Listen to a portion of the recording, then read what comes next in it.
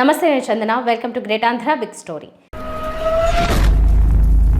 రాజకీయ పార్టీలు గెలిపే లక్ష్యంగా పనిచేయవచ్చుగాక, తమ పార్టీని బలోపేతం చేసుకోవడం మాత్రమే కాకుండా ప్రత్యర్థి పార్టీని బలహీనపరచడం కూడా లక్ష్యంగా ఫిరాయింపులను ప్రోత్సహిస్తూ గడపవచ్చుగాక. కానీ సరిగ్గా ఎన్నికల ముంగిట్లో సొంత పార్టీలో చెల్లుబాటు అయ్యే పరిస్థితి లేక ఫిరాయిస్తున్న వారిని హక్కున చేర్చుకుని వెంటనే నెత్తిన పెట్టుకుని వారికి టికెట్లు కట్టబెట్టే సంస్కృతిని ఏమనుకోవాలి, ఎలా అర్థం చేసుకోవాలి? దశాబ్దాలుగా పార్టీ కోసం పనిచేస్తున్న వారు, జెండా మోస్తున్నవారు, ధనమాన ప్రాణాలను పణంగా పెడుతున్న వారికి విలువ లేదా? పక్క పార్టీ నుంచి జంపింగ్ చేసి వచ్చేవారే టికెట్లు దక్కించుకుని తమ మీద సవారీ చేస్తుంటే పార్టీనే నమ్ముకున్న, పార్టీకి వెన్నుముక వంటి వారి మనస్థితి ఎలా ఉంటుంది? వారు వీరు అని కాదు, దాదాపు అన్ని పార్టీలది అదే పరిస్థితి. ఎందుకు ఇలా చేస్తున్నారు?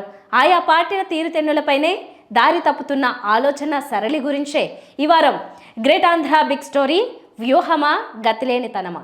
ప్రపంచంలోనే అతిపెద్ద ప్రజాస్వామిక దేశంగా మనడప్పు మనం ఘనంగా కొట్టుకునే ఈ దేశంలో ప్రజాస్వామిక విలువలు ఎంతగా అభాస్పాలవుతుంటాయో అర్థం చేసుకోవడానికి రాజకీయ నాయకులు, పార్టీల ఫిరాయింపులు ఒక పెద్ద ఉదాహరణ. దేశపు స్థితిగతులను నిర్దేశించే, శాసనాలను ఆమోదించే అత్యుత్తమ వ్యవస్థ పార్లమెంటులో రూపొందించిన చట్టాలు కూడా ఎంతగా అపహాస్యం పాలవుతుంటాయో తెలుసుకోవడానికి ఫిరాయింపుల నిరోధక చట్టం ఒక పెద్ద ఉదాహరణ.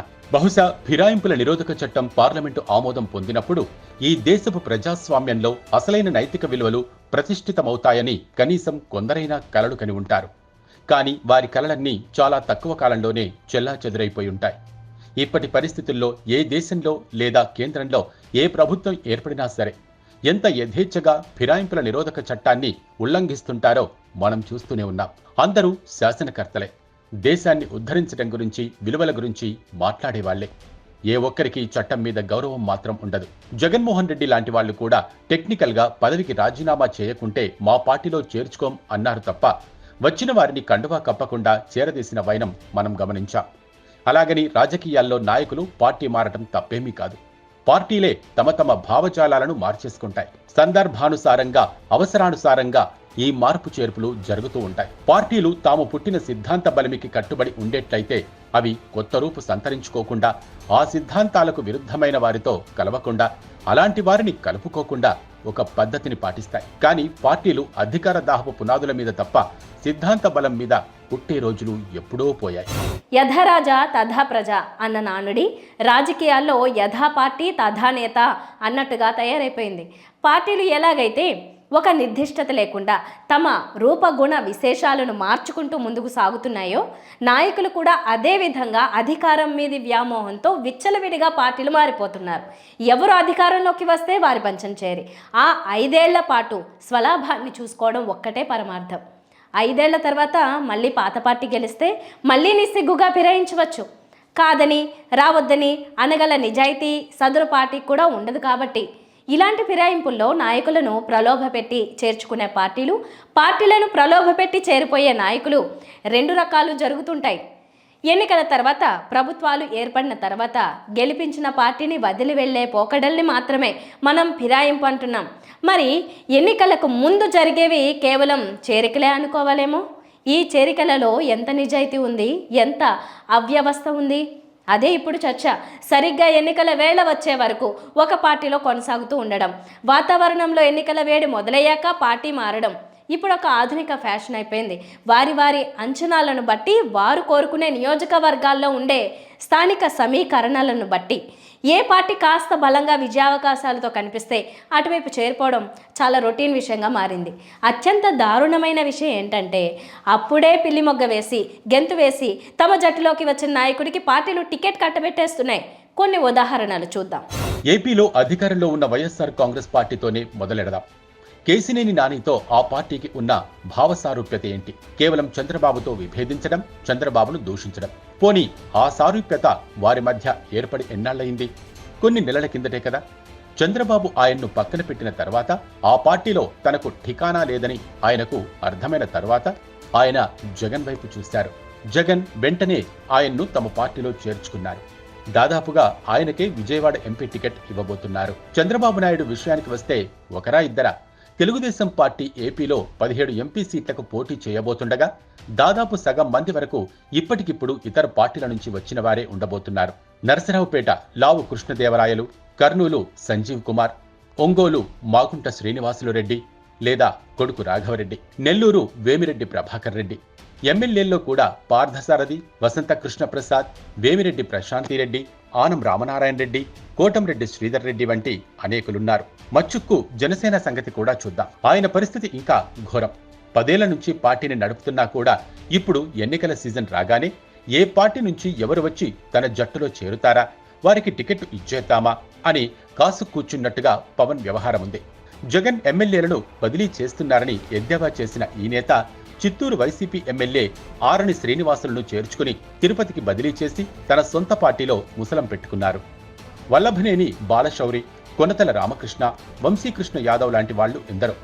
అసలు పవన్ విషయంలో ఇంకా దయనీయమైన సంగతి ఏంటంటే, మొన్నటికి మొన్న పూర్తయిన తెలంగాణ అసెంబ్లీ ఎన్నికల్లో ఆయన భాజపాతో పొత్తు పెట్టుకుని 8 సీట్లు పుచ్చుకున్నారు. అందులో 4 వరకు అప్పటికప్పుడు పార్టీలో చేరిన వాళ్లకే టికెట్లు ఇచ్చుకున్నారు. వారు వచ్చి పార్టీలో చేరకపోతే ఆయన పరిస్థితి ఏంటి? రండి బాబు రండి అని బోర్డు పెట్టుకునేవారా? ఇలా సరిగ్గా ఎన్నికలకు ముందు వచ్చి చేరేవారికి అప్పటికప్పుడు టికెట్లు కట్టబెట్టేసే ధోరణి వలన పార్టీలకు, వాటి అధినేతలకు టికెట్లు అమ్ముకుంటున్నారనే చెడ్డ పేరు కూడా వస్తోంది. ఈ ఉదాహరణలను గమనించినప్పుడు వారి చర్యల వెనుక వ్యూహమో, గతిలేనితనమో ఉంటాయని అనిపిస్తుంది. వైఎస్ఆర్ కాంగ్రెస్ ది వ్యూహమే కావచ్చు.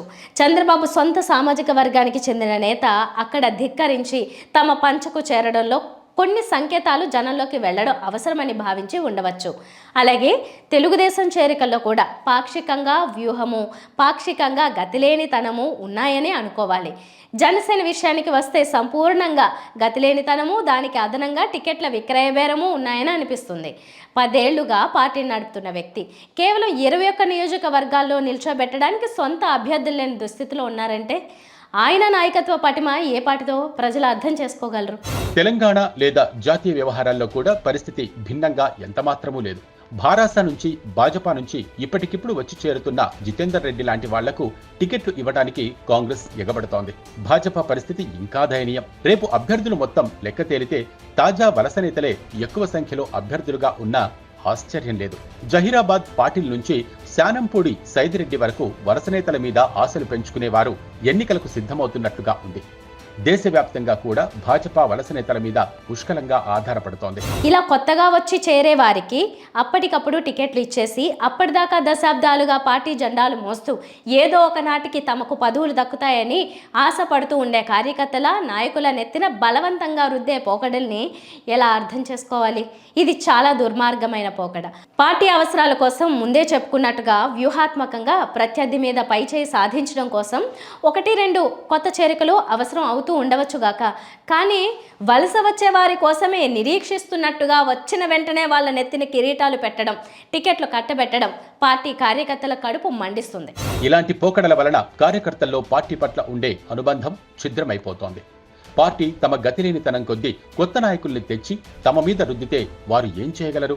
అప్పటికప్పుడు ఆ పార్టీని వదిలి మరో పార్టీలోకి వెళ్లడానికి అందరికీ అవకాశం కుదరకపోవచ్చు. అదే పార్టీలో ఉంటారు. కొత్తగా వచ్చిన వలస నేత నుంచి తృణమో పణమో పుచ్చుకొని పనిచేస్తారు. నెమ్మదిగా రాజకీయం, పార్టీలలో కార్యకర్తగా పనిచేసే వ్యవహారం కూడా ఫక్తు వ్యాపారమవుతోంది. ఎవరికీ కూడా పార్టీ గురించి గాని, ప్రజల గురించి గాని, సమాజం గురించి గాని కన్సర్న్ ఉండదు. పార్టీలు కొత్త వలస నేతలకు టికెట్లు అమ్ముకుంటూ 10 కోట్లు దండుకోవడానికి చూస్తుంటారు. పార్టీ సంపాదన పార్టీదే, మన సంపాదన మనదే అన్నట్టుగా కార్యకర్తలు, స్థానిక నాయకులు వారి స్థాయిని బట్టి లక్షలు, సింగిల్ డిజిట్ కోట్లు దండుకోవడానికి బేరాలు ఆడుతూ ఉంటారు. మొత్తం వ్యవహారమంతా వ్యాపారం తప్ప మరొక మాట ఉండనే ఉండదు. ఇలాంటి విశృంఖలత అనివార్యంగా రాజకీయ వ్యవస్థలోకి చొరబడిపోతే ఆ పాపం ఎవరిది? పార్టీల అధినేతలే అందుకు బాధ్యత వహించాలి. క్లీన్ పాలిటిక్స్ అనేవి గత వైభవానికి సంబంధించిన ఒక జ్ఞాపికలాగా మన బుర్రలోని గాజు తలుపుల అల్మేరాల్లో భద్రంగా మిగిలిపోతాయి. ఈ రొచ్చులోనే, ధనావేశపూరితమైన రాజకీయ వ్యవస్థలోనే నిత్య ఆత్మవంచనతో అందరూ మనుగడ సాగిస్తూ ఉంటారు. ఏ ఒక్క పార్టీ పట్ల కూడా అంకిత భావం, చిత్తశుద్ధి, నిబద్ధత వంటి ఆలోచనలు లేకుండా అలాంటి పదాలను తమ డిక్షనరీల్లోంచి చేర్పేస్తూ యథేచ్ఛగా, విచ్చలవిడిగా రాజకీయ జీవితాలను కొనసాగిస్తూ ఉంటారు. తప్పదు మరి, అశుభం భూయాత్ అంటూ సర్దుకుపోవాల్సిందే. ఇది వాళ్ళ బిగ్ స్టోరీ. మరిన్ని టాపిక్స్తో మళ్ళీ కలుద్దాం. నమస్తే.